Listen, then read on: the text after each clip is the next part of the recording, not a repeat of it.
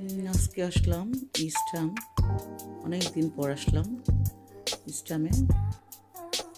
এই এই জায়গাটা ছিল আগে ইস্টার্নে বাস স্টপ থেকে নেমে একটু হেঁটে আসলে এই জায়গাটা একটা অনেক বড় মার্কেট ছিল।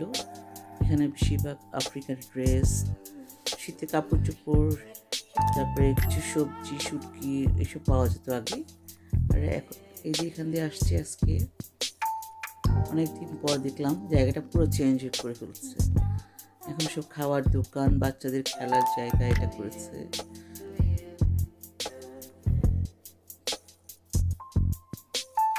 দেখতে অনেকটা ভালো লাগছে। আগে অনেক মানুষজন, অনেক কাপড় চোপড়ে ভরা ছিল জায়গাটা, একদম গিজি ছিল। এখন একদম সুন্দর ক্লিন, দেখতে অনেক ভালো লাগছে। যে পার্লার আছে একটা এখানে, চাইলে পার্লারে আসতে পারবেন আপনারা। এখানে টি পয়েন্ট, স্টারবাকস,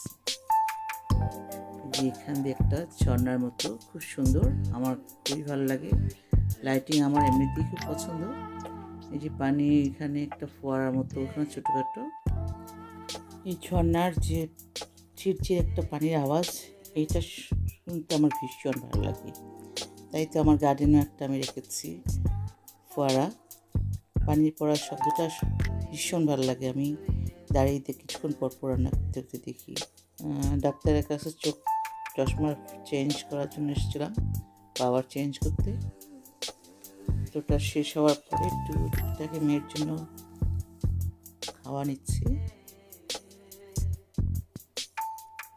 এই তো শপিং আর বেশি কিছু করিনি, সামান্য কিছু শুধু মেয়ের জন্য নিলাম।